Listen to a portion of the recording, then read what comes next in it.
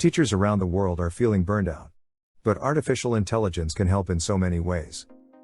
In today's video we take a look into how COVID-19 has put even more stress on the education system to function successfully. And how artificial intelligence can provide an answer. Educators are at the ends of their ropes. Remote learning and COVID-19 are partly to blame. More than half, 57%, of teachers said they worked more hours per week during the pandemic than they did before it, according to RAND, and 80% reported feelings of burnout as a result.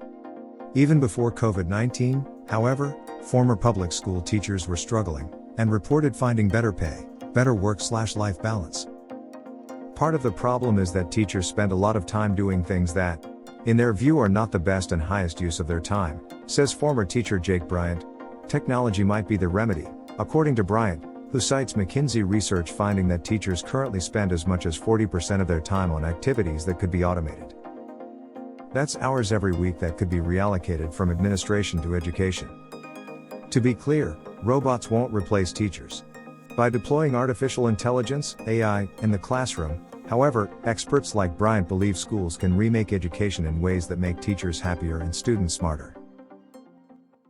Let's take a listen into a school in China where artificial intelligence is already in use. Teachers at this primary school in China know exactly when someone isn't paying attention. These headbands measure each student's level of concentration. The information is then directly sent to the teacher's computer and to parents. Good job! Classrooms have robots that analyze students' health and engagement levels. Students wear uniforms with chips that track their locations.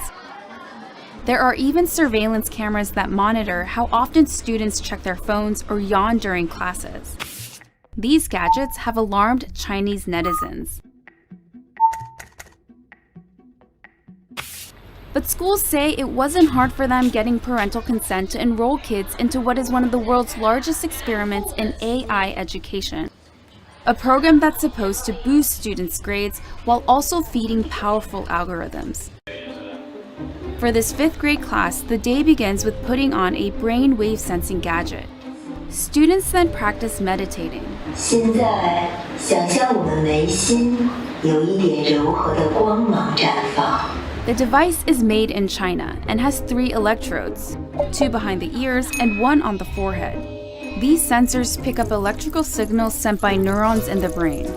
The neural data is then sent in real time to the teacher's computer. So while students are solving math problems, a teacher can quickly find out who's paying attention and who's not. 说明这段时间他是有点在那走神的。 A report is then generated that shows how well the class was paying attention. It even details each student's concentration level at 10-minute intervals. It's then sent to a chat group for parents. 就是他可以看到每个人的评分。 Because teachers are stretched so thin, AI can make a significant difference by streamlining administrative tasks. The strongest use cases for AI in education are those that automate the more tedious aspects of the educator workload, says Eric Wang, Senior Director at education technology company Turnitin AI. Take grading, for instance. Turnitin's Gradoscope platform uses AI to analyze students' work.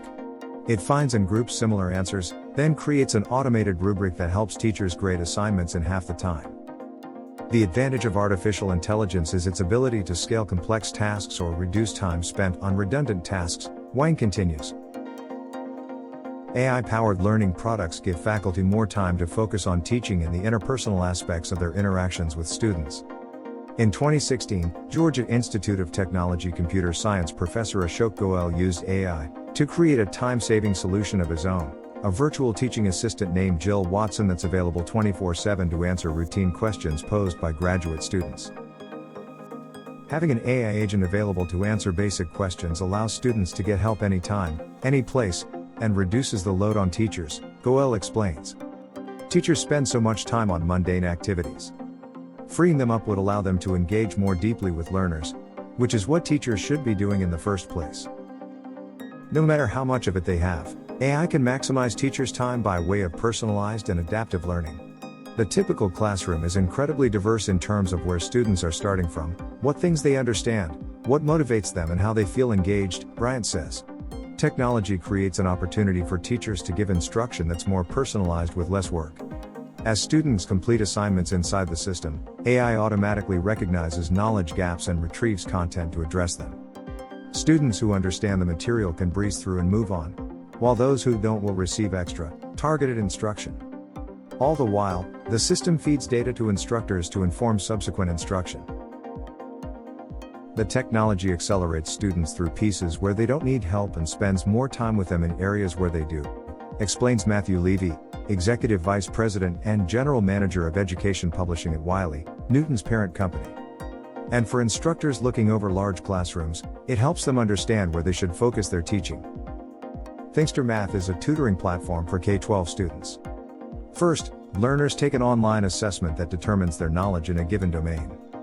Then, the system builds a personalized learning plan and assigns custom worksheets to complete. AI captures students' work, provides video tutorials when learners get stuck, and isolates learning opportunities. AI in the future might optimize not only individual curriculums, but also entire classrooms. For example, Goel says AI could be used for matchmaking, pairing students with the teachers and schools that are best suited to them based on their learning style.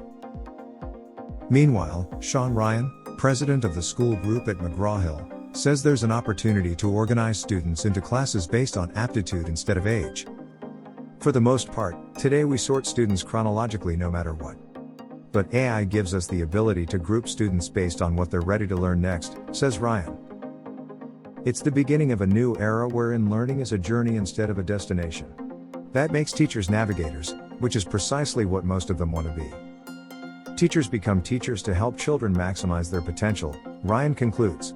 By allowing them to focus more on the social components of learning, technology helps them have the kind of impact they wanted. It's the beginning of a new era wherein learning is a journey instead of a destination.